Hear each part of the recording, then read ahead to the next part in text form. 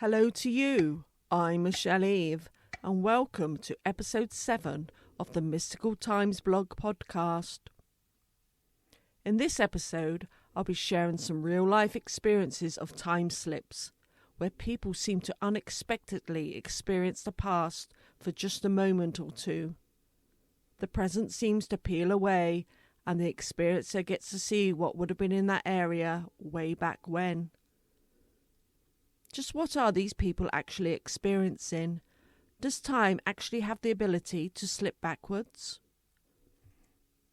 The first two experiences are from the Parascience website, researched and documented by Dr. Anne Winsper, but the third and final experience is one that was told to me by a reader to the Mystical Times blog website, so it's the first time it's ever been told in public before.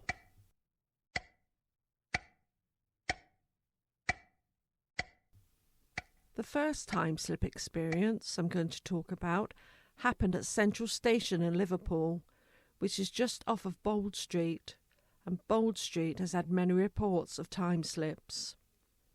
This happened in the 1960s, so the train station was set up in a slightly different way to how it is today. Trains would come into the station and they would be shunted down to a dead end, so that then they were able to come back up on the other side of the station.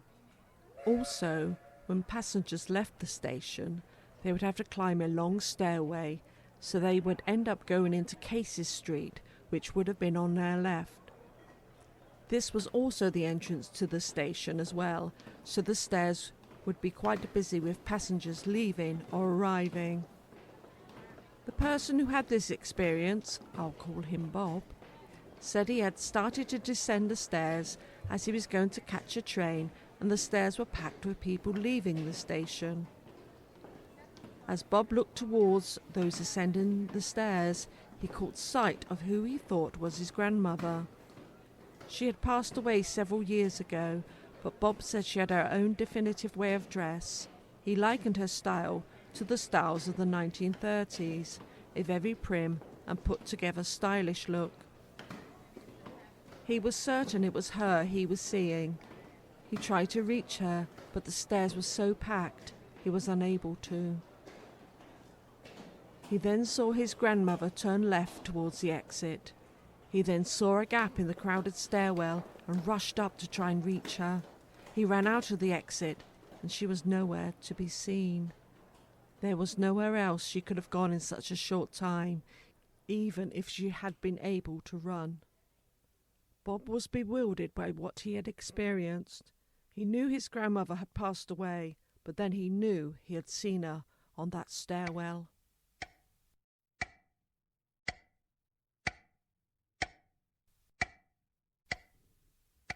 Thingwell is a village on the Wirral Peninsula in Merseyside, England, and it was once an area for several small quarries of yellow sandstone, and traditional buildings in that area were made with this sandstone.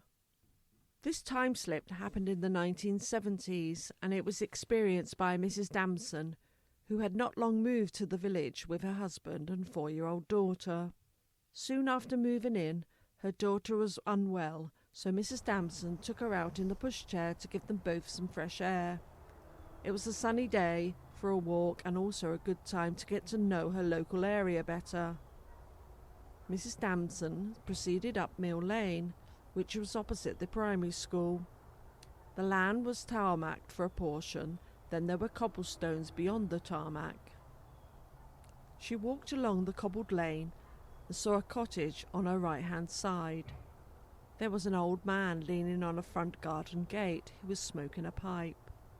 Mrs. Damson noticed that he had his shirt sleeves rolled up and his shirt was collarless. She nodded towards him, and he responded by nodding back. Going past this cottage, Mrs. Damson noticed a row of whitewashed cottages with hanging baskets on their frontage. She also noticed on the left-hand side of the lane there was a circle of country cottage flowers, along with other typical flowers found in the gardens of these sorts of cottages. She noticed to the side of these flowers there was a very large heap of sandstone, a stable block with an archway, a and further along there were more cottages. Some of these were built with the local sandstone, and some were of a typical orange-red house brick. She continued further along and saw a lady wearing a high-neck blouse, black skirt and a shawl. This lady appeared to be going into her house, so there was no interaction between the two women. As Mrs. Damson passed the cottage the lady had entered, she could feel the warmth of the open fire in the front room of the cottage. It all looked very cosy. At the end of Mill Lane there stood a 5-bar gate with fields and a meadow beyond it. On this gate sat a young girl, who was dressed in a dress with a pinafore and button boots on. Mrs. Damson remembered thinking the girl was dressed in a rather quaint way. The girl gave Mrs. Damson a funny look, then jumped off the gate and ran into one of the cottages. Mrs. Damson decided it was time to turn back down the lane to get her and her daughter back home. She again passed the old man on her way back. Both acknowledged each other again with a nod. Mrs. Damson later told her mother of seeing the old quaint part of the village and how pretty it was, and would take her mother to see it soon. Within several months, Mrs. Damson took her mother to see Mill Lane. As they proceeded down the lane, to Mrs. Damson's surprise, there were no cobbles to be seen. It was all tarmac and paving slabs. The cottage where she had seen the old man was now derelict and all boarded up. The stable block and archway were also gone, and the row of cottages now had 2 semi-detached houses on that land. The 5-bar gate was not there either, and the field and meadow beyond it was now a site for several bungalows. Mrs. Damson remarked on how quickly the new properties had been built on Mill Lane, but was shocked to see just how different it looked, given it had only been a few months since she had last been there. It wasn't until many years later that Mrs. Damson was involved in a dispute over a footpath, and her solicitor recommended that she get an 1830 map of the area to check the legitimacy of the footpath. It was a difficult map to read, as many things had changed in the area since 1830, but she was able to locate her village on it, and saw that this map showed her the properties on Mill Street that she had seen all those years ago, and found out that the large heap of sandstone had actually been where the Thingwall Mill had once stood, but it had been destroyed in a hurricane.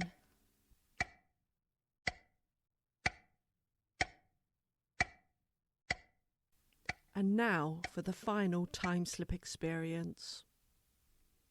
Jane wrote and told me she had been reading about time slips over the past 15 plus years, since her own time slip experience in the mid-2000s on Bold Street in Liverpool, where she was attending university at the time.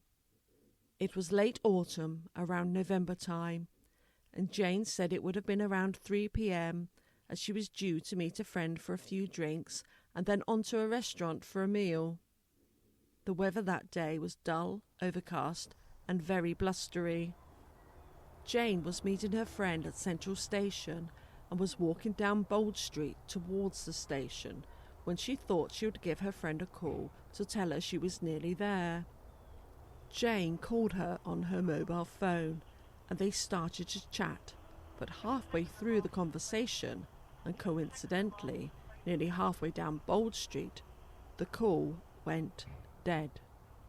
Jane looked around and realised she had walked onto some period drama filming on Bold Street, and was wondering how she would get around this to meet her friend at the bottom of the street.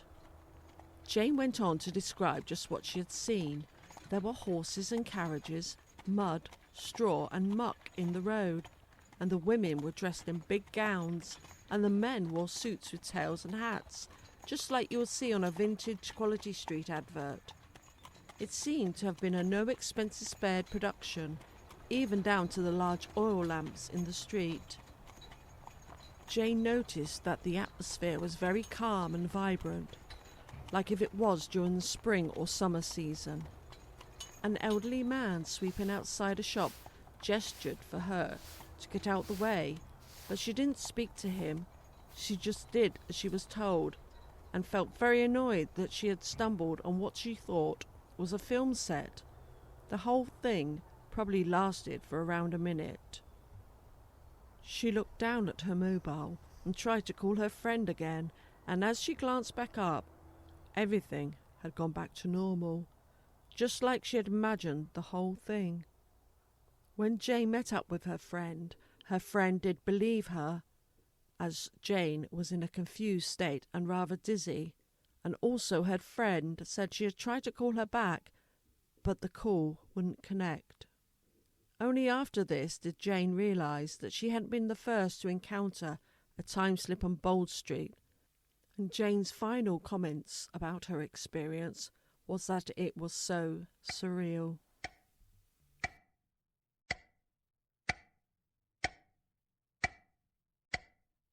So that's all for this episode, and I do hope you enjoyed listening to these time slip experiences.